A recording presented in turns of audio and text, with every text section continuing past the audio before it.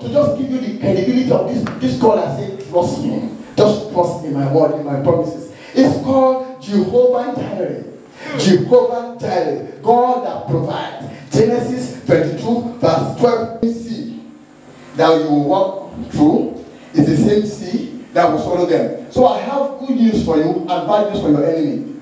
All the people that have been pursuing you, all your enemies, when I say enemies, poverty, sickness, lack, all this witchcraft, everything that have been pursuing, do you know what? I am is able to destroy them. And I'm prophesying that I am will destroy them in Jesus' name. So that's his first ability. I am, he can deliver you. I don't care how long you have been in bondage. You spoke of captivity in Sunday school. I don't care how what's your situation is. There is an I am that can deliver you. Amen? Number 2 credibility is Jehovah El Shaddai. Somebody say Jehovah El Shaddai. It's Almighty. What is Jehovah El Shaddai? The Lord Almighty. He say, I am Almighty God. What does that mean? He is the God of more than enough. God of what? More than enough. What does that mean? He's able to do exceedingly, abundantly, above all you act, according to what? The power that works in you. Ephesians 3 verse 20. Ephesians 3 verse 20. Now, Pastor, where in the Bible did he do exceedingly abundantly? Where did he do more than enough in the Bible? You remember this woman called Hannah in the book of 1 Samuel, chapter 1 and chapter 2. 1 Samuel. You remember Hannah that the mate or the other woman was disturbing her. You don't have children. Look at you, reproach and everything. And the woman prayed, please just give me a child. If you give me a son, I will dedicate the son to you. Do you know what happened? After that prayer, the Bible reported in the book of 1 Samuel, let me see where that is. It's in 1 Samuel chapter 2 verse 21. This man, after the first son, Samuel came, he had 3 sons and 2 daughters. He had for one. God gave her what? How many? 5. So in total, he had how many? 6. You know the case of Solomon. He asked for wisdom and knowledge. 1 Chronicles chapter 1. He said, just give me wisdom and knowledge because I know he knows he's a big fool. He can't lead those people. He needs wisdom to guide them. And God said, okay, don't worry, because I can do more than enough. I'm going to give you not only wisdom and knowledge, I'm going to give you wealth, I will give you riches, and you'll be richer than anybody that ever lived. Is it not? That's the God I'm talking of. Because if you know his credibility, his ability, then you know that he's able to do anything he says he will do. So I'm so sure that whatever situation you are going through, Jehovah El Shaddai, they will provide more than enough. Perhaps you are married here and you reproach, you are not married, and they say, don't worry, when God gives you a husband, you will look at the handsome, very tall, nice guy and say, this is the man. Yeah? So don't worry, if you don't have a child and you're here, don't worry, Jehovah El Shaddai will give you. They are looking for one, he will give you more than 2. Even if in the office they say they are retrenching and people are being sacked, don't worry, that's just perhaps he wants to make you an entrepreneur. You know, so just believe in him. Amen. Yeah? So that's the second one. The third one is Jehovah Nissi and Jehovah Sabaoth.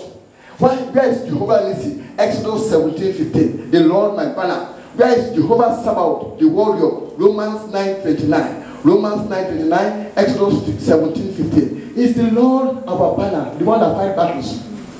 When Moses, Aaron, and who were fighting, Joshua was fighting, they were just the Amalekite were fighting. Jehovah just took part in battle. As long as they lift the hands of Moses up, they will keep winning. You know, it's also Jehovah Sabaoth, our warrior. He can fight battle. You know, in Exodus 14:14, let's have Exodus 14:41. It says that it says, "You will hold your peace, and I will fight your battle for you." You don't need to fight. It says, "Stand still. You will see the salvation of the Lord."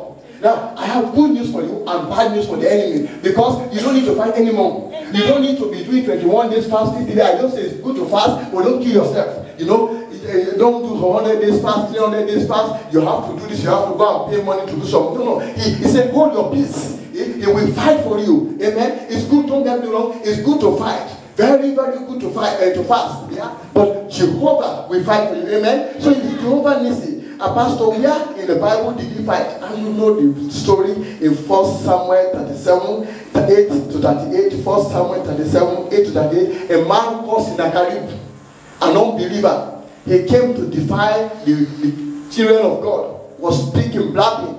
Your enemies are blabbing now. Bad news for them. After today, Jehovah is sending an angel to destroy them. In the name of Jesus. You see, they came and they messed up the king. The king took the letter Hezekiah, put in front of Jehovah Sabaoth, and he prayed. And the mighty warrior, hey, he arose. He said, this man, I will not kill him. I will send one angel to go and destroy all his army. So one night, 185,000 armies, they were destroyed by how many angels? One angel. So I don't care how many problems you came with. Jehovah will take care of you before you leave this place. I don't care how many of the situations, immigration problem, no marriage, this problem, you have listed them. List them well. He takes pleasure in doing these things. The more the problem, the more the miracle. So I'm so sure by the time you are living here, you are not only going to come and celebrate with our sister, you are going with a miracle as well. In Jesus' name. In Jesus' name. So that's Jehovah Nissi and Jehovah Sabaoth. It's also called Jehovah Rapha. Jehovah Rapha. Exodus 15:26. The Lord has healed our sicknesses, our diseases. How many of you are troubled by sickness? You have headache, you have migraine. Let me see your hand. Now, any sickness you came here with, I'm prophesying that you are not going with it. Jehovah Rapha will heal you right now in Jesus' name. Now, the Bible says He sent forth His word and heal them all and deliver them from their destruction. If you have faith, I'm declaring right now that that sickness is terminated right now in Jesus' name. In Jesus' name. So Jehovah Rapha can heal. He can heal. Our pastor, where did he do it in the Bible? Mark 5:25 to 34. Mark 5:25 to 34. The Bible says there was this woman, 12 years flow of blood. Went to all the physicians, they cannot heal her. Spent so much money. One day she took a step. If only I can touch his garment. Only. If only I can take my problem to him. If only.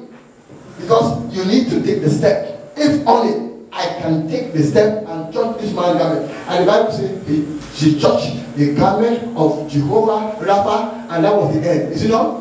And the Bible says, daughter, your faith has made you well. All of you sit here. Your faith has healed you. Yeah. Your faith has healed you. Yeah. In Jesus' name. There's also a story of Luke 13, chapter 13, verse 10 to 17. Chapter 13, 10 to 17. They said the woman was in 18 years infirmity. 18 years she was bent over. Now, are you bent over? Financially, spiritually, physically? Are you going through any infirmity? You have any infirmity? I have good news for you. This woman, 18 years, Jehovah Rapha walked into her life and said, woman, thou art loose. You are loose from your infirmity. So the woman that was bent over, the Bible says she stood up, and that was the end. Perhaps the enemy has bent you over financially. You can already afford 3 square meals. It's water, gari or something, or water, something. Don't worry. Jehovah is here. Jehovah Rapha, He can intervene. He can intervene anywhere you have been bent over. Jehovah will raise you up again. You will be lifted up again. In the name of Jesus. In the name of Jesus. You see, this man was so much that even the enemies were not happy. They said, why did you heal this woman on a